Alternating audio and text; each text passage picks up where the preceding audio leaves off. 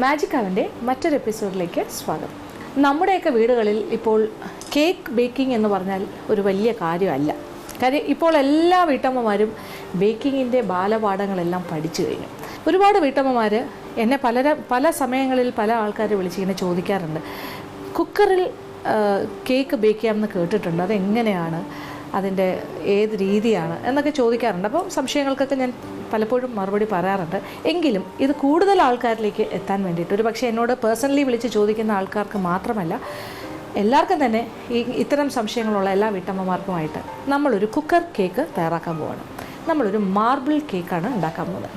Marble cake എന്ന് പറയുമ്പോൾ അതൊരു ചോക്ലേറ്റും വാനില ഫ്ലേവറും കൂടി ചേർന്ന് വരുന്ന ഒരു മാർബിൾ കേക്ക്. മാർബിൾ ഇഫക്റ്റാണ്. ഈ കേക്കിന് 2 കളർ ഉണ്ടാവും. അപ്പോൾ ഈ മാർബിൾ കേക്കിന് വേണ്ട ചേരുവകൾ എന്തൊക്കെയാണെന്ന് നോക്കാം.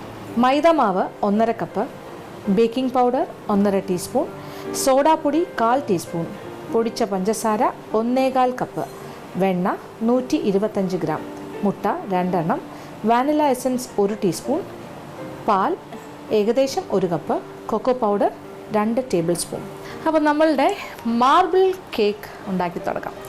അപ്പോൾ മാർബിൾ കേക്ക് ഇതൊരു സാധാരണ മാർബിൾ കേക്കല്ല, ഇത് നമ്മൾ ഓവനിലല്ല, ഇലക്ട്രിക് അവനിലല്ല ചെയ്യുന്നത്, നമ്മളിത് കുക്കർ മാർബിൾ കേക്കാണ് ചെയ്യുന്നത്.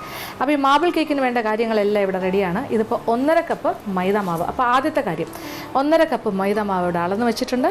അതിലേക്ക് ഒരു 1/4 ടീസ്പൂൺ സോഡാപ്പൊടി, ബേക്കിംഗ് സോഡ, അത് 1/4 ടീസ്പൂൺ, ഒരു 1/4 ടീസ്പൂണും അതിനോടൊപ്പം 1.5 ടീസ്പൂൺ ബേക്കിംഗ് പൗഡർ 1.5 ടീസ്പൂൺ. ഇത് ഞാൻ അളന്ന് വെച്ചതാണ്. 1.5 ടീസ്പൂൺ ബേക്കിംഗ് പൗഡർ. അപ്പോൾ 1.5 ടീസ്പൂൺ ബേക്കിംഗ് പൗഡർ, 1/4 ടീസ്പൂൺ സോഡാപ്പൊടി, ബേക്കിംഗ് സോഡ, അതിനോടൊപ്പം 1.5 കപ്പ് മൈദാമാവ്. ആദ്യം ഒരു സ്പൂൺ കൊണ്ടിങ്ങനെ ഒന്ന് യോജിപ്പിക്കാം. എന്നിട്ട് നമ്മളൊരു അരിപ്പയിലൂടെ ഒന്ന് ഇടഞ്ഞെടുക്കണം.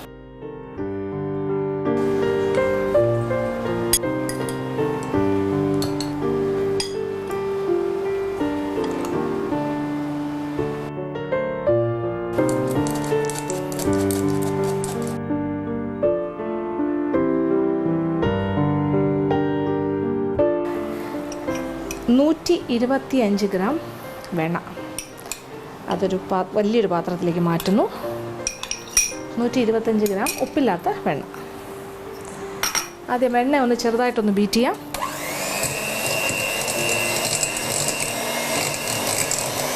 എന്നിട്ട് ഇതിലേക്ക് ഇനി പഞ്ചസാര, പൊടിച്ച പഞ്ചസാര ഒരു 1.25 കപ്പ്.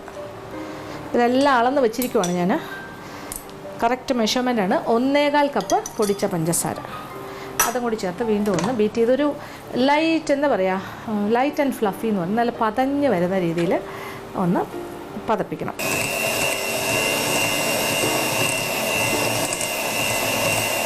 നല്ലൊരു ഇളം ക്രീം കളർ ആകുന്ന വരെ ഇങ്ങനെ നല്ല പതഞ്ഞ് വരുന്ന വരെ പതപ്പിക്കണം.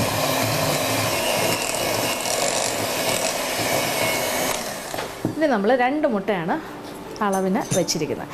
ഇതാണ് ഇതിന് കറക്റ്റായിട്ട്. അപ്പോൾ 2 മുട്ട, 1.5 കപ്പ് മൈദാമാവിന്. ഇപ്പോൾ ആദ്യം ഒരു മുട്ട ഓരോന്നോരോന്നായിട്ട് ചേർക്കാം. അപ്പോൾ മുട്ടയുടെ മഞ്ഞയും വെള്ളയും വേർതിരിക്കണം എന്നില്ല, ഒന്നിച്ച് തന്നെ ചേർക്കാം. ആദ്യത്തെ മുട്ട. അപ്പോൾ ഒരുപാട് കോംപ്ലിക്കേഷനൊന്നും ഇല്ല. അതോ ഇതിപ്പോൾ ഇതൊക്കെ ഇങ്ങനെ കാണിക്കണമെന്നേ ഉള്ളൂ, ഇതൊന്നും നിർബന്ധമല്ല, ഒന്നും വേണ്ട. ഒരു തടിത്തവി മതി. പിന്നെ 2 മുട്ട, മൈദാമാവ്, പൊടിച്ച പഞ്ചസാര, പിന്നെ ഉപ്പില്ലാത്ത വെണ്ണ. ഇതുവരെ ഇത്രയും കാര്യങ്ങൾ മാത്രമേ നമ്മൾ ചേർത്തിട്ടുള്ളൂ.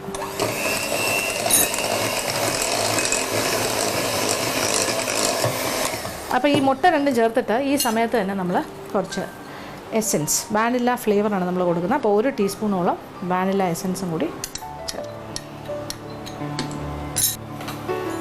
അപ്പോൾ വാനില എസൻസും ചേർക്കാം. അപ്പോൾ മുട്ട ചേർക്കുന്ന സമയത്ത് വാനില എസൻസ് ചേർത്താലുള്ള ഗുണം, ആ മുട്ടയുടെ ഒരു ഉളുമ്പ് മണം മാറിക്കിട്ടും. വാനില എസൻസ് ചേർത്തു. ഇനി നമ്മൾ ഇതിലേക്ക് മൈദാമാവ്, ഇതിങ്ങനെ 2 പ്രാവശ്യമായിട്ട് ചേർക്കാം. അപ്പോൾ ആദ്യം ഒരു പകുതി ചേർത്തു. അപ്പോൾ ഇത് ഒരുപാട്, എന്താ പറയുക, കുറച്ച് കട്ടിയായി വരും. ആ സമയത്ത് ഒന്ന് ലൂസാക്കാനായിട്ട് നമ്മൾ 1 കപ്പ് പാലെടുത്ത് വയ്ക്കുക. ആവശ്യാനുസരണം ഒഴിച്ചു കൊടുക്കുക. അപ്പോൾ ഇതിങ്ങനെ ടൈറ്റായി തുടങ്ങി. ഇനി ഒരല്പം പാലൊഴിക്കാം. കുറച്ചുകൂടി ഒന്ന് ലൂസാണ്.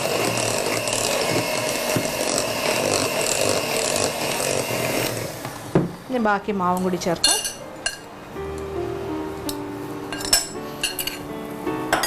പിന്നെ മാവ് ചേർത്ത് കഴിഞ്ഞാൽ പിന്നെ ഒരുപാട് നേരം ഇട്ട് ബീറ്റ് ചെയ്യേണ്ട ആവശ്യമില്ല. കുറച്ച് പാലും കൂടി ഒഴിക്കാം.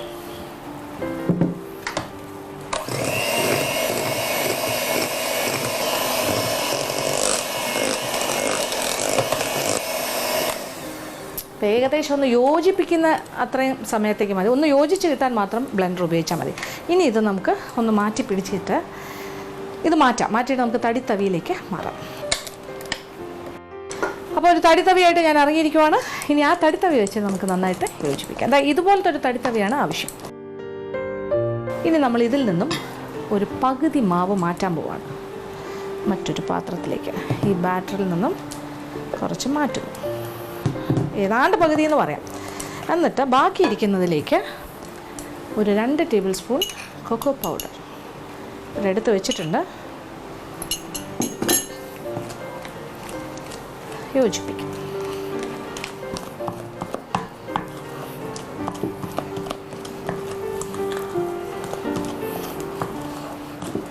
അങ്ങനെ നമ്മളുടെ ചോക്ലേറ്റ് ഫ്ലേവേർഡ് ആയിട്ടുള്ള ഭാഗം കേക്കിൻ്റെ ആ ബാറ്ററും റെഡിയായി. അപ്പോൾ 2 കളർ ഇവിടെ റെഡിയാണ്. ഒന്ന് വാനില വൈറ്റ് കളർ, പിന്നെ ഒന്ന് ബ്രൗൺ ചോക്ലേറ്റ് കളർ. ഇനി നമ്മൾ എന്ത് ചെയ്യണം? ഇനിയാണ് നമ്മൾ മാർബിൾ കേക്കിൻ്റെ സെറ്റിംഗ്. ഇതിപ്പോൾ നമ്മൾ കുക്കർ കേക്ക് ആയതുകൊണ്ട് ഇതുപോലെയുള്ളൊരു ബേക്കിംഗ് ടിൻ, ഒരു ഇറ്റാലിയൻ ബേക്കിംഗ് ടിന്നാണ്. അതിലേക്ക് ഒരല്പം വെണ്ണ തടവണം. അപ്പോൾ കേക്ക് ടിൻ പ്രിപ്പയർ ചെയ്യുക അല്ലെങ്കിൽ തയ്യാറാക്കുക എന്ന് പറഞ്ഞാൽ കുറച്ച് വെണ്ണ തടവിയിട്ട് ഇങ്ങനെ വെണ്ണ തടവിയ കേക്ക് ടിന്നിലേക്ക് കുറച്ച് മൈദ മാവ് തട്ടിയിട്ട് എല്ലാ ഭാഗത്തേക്കും ഇങ്ങനെ ആക്കണം. എക്സസ് വരുന്നത് തട്ടിക്കളയണം. അപ്പോൾ കംപ്ലീറ്റ് ഇങ്ങനെ ആ വെണ്ണയിൽ പറ്റി മൈദ മാവിരിക്കും. അപ്പോൾ ഇതാണ് നമ്മളുടെ കേക്ക് ടിൻ റെഡിയാണ്. ഇത് കേക്ക് പെട്ടെന്ന് ഡിമോൾഡ് ചെയ്ത് ഇളകി വരാനാണ് ഇങ്ങനെ ചെയ്യുന്നത്. അപ്പോൾ 2 തരം കേക്ക് ബാറ്റർ ഇവിടെ റെഡിയാണ്. കേക്ക് ടിന്നും റെഡിയാണ്. ഇനി നമ്മൾ അത് എങ്ങനെയാണ് അടുക്കുന്നത് എന്നുള്ളത് പോലെയാണ്. അതായത് ഓൾട്ടർനേറ്റ് എന്ന് വെച്ചാൽ ഇടവിട്ട് 2 കളറും മാറി ആദ്യം ഒരു തവിയിൽ വൈറ്റ് വാനില ഫ്ലേവേർഡ് ആയിട്ടുള്ള മാവ് ബാറ്റർ, അത് കഴിഞ്ഞ് ചോക്ലേറ്റ് ഫ്ലേവേർഡ് ആയിട്ടുള്ള ബാറ്റർ, അതിങ്ങനെ ഇടവിട്ട് ഇതിലേക്ക് വെക്കണം. ആദ്യം നമ്മൾ കുറച്ച് വാനില ഫ്ലേവേർഡ് ബാറ്റർ, അതിൻ്റെ അടുത്തായിട്ട് നമ്മുടെ ചോക്ലേറ്റ് ഫ്ലേവേർഡ് ആയിട്ടുള്ള ബാറ്റർ, പിന്നെ വീണ്ടും കുറച്ച് വാനില,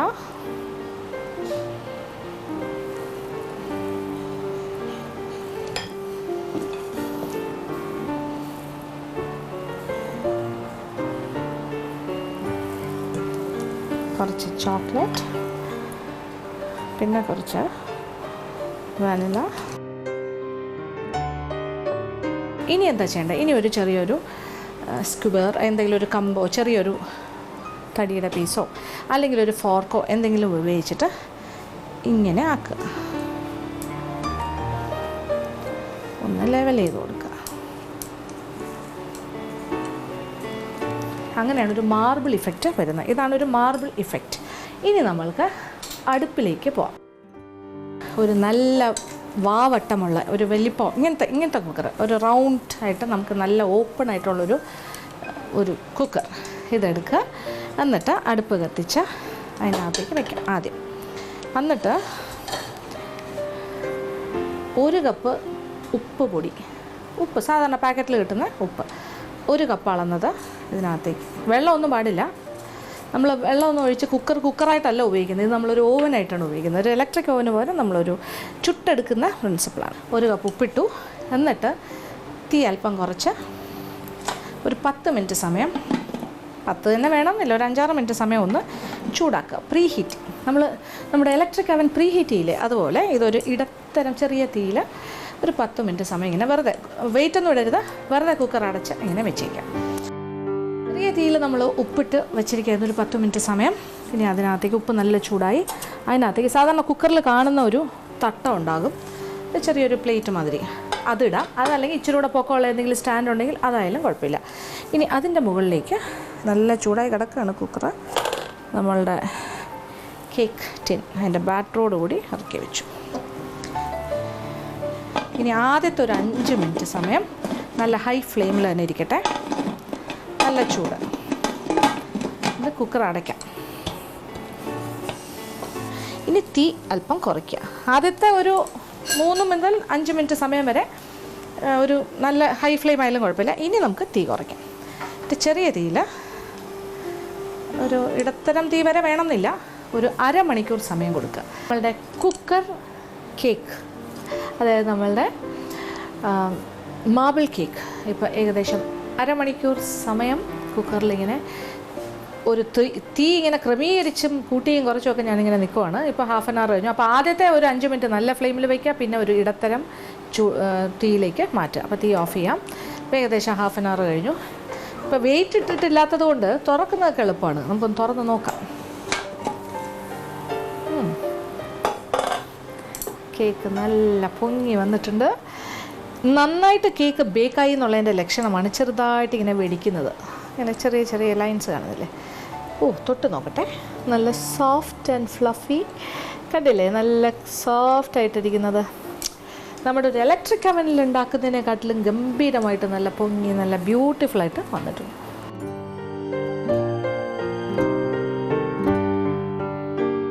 അങ്ങനെ നമ്മളുടെ മാർബിൾ കേക്ക് ഞാൻ കട്ട് ചെയ്ത് കഴിഞ്ഞു. ശരിക്കും പറഞ്ഞാൽ നന്നായിട്ട് തണുത്തിട്ടില്ല, തണുക്കാണ്ട് തന്നെ ഞാൻ കട്ട് ചെയ്ത് കഴിഞ്ഞു. എങ്കിലും ഒന്ന് ആലോചിച്ച് നോക്കൂ, നല്ല രസകരമായിട്ടാണ് നമ്മളുടെ മാർബിൾ കേക്ക് ഇവിടെ റെഡിയായി വന്നിരിക്കുന്നത്. നല്ല സോഫ്റ്റ് ആൻഡ് ഫ്ലഫി. ഇത്രത്തോളം സോഫ്റ്റായിട്ട് എനിക്ക് തോന്നുന്നില്ല ഒരു മാർബിൾ കേക്ക് നമ്മളൊരു ഇലക്ട്രിക് അവനിൽ ഉണ്ടാക്കിയാൽ കിട്ടുമെന്ന്. അത്രയ്ക്ക് നല്ല കറക്റ്റ് ടെക്സ്ചറിലും ഫിനിഷിങ്ങിലും വന്നിരിക്കുകയാണ്. നല്ല സോഫ്റ്റാണ്. അപ്പോൾ ഇനി ഇലക്ട്രിക് അവൻ ഇല്ല എന്നുള്ളൊരു വിഷമമേ വേണ്ട. വീട്ടിലൊരു കുക്കറുണ്ടോ, നമുക്കും കേക്ക് ഉണ്ടാക്കാം. അപ്പോൾ തീർച്ചയായിട്ടും പരീക്ഷിക്കാം. എല്ലാവർക്കും ഇഷ്ടം.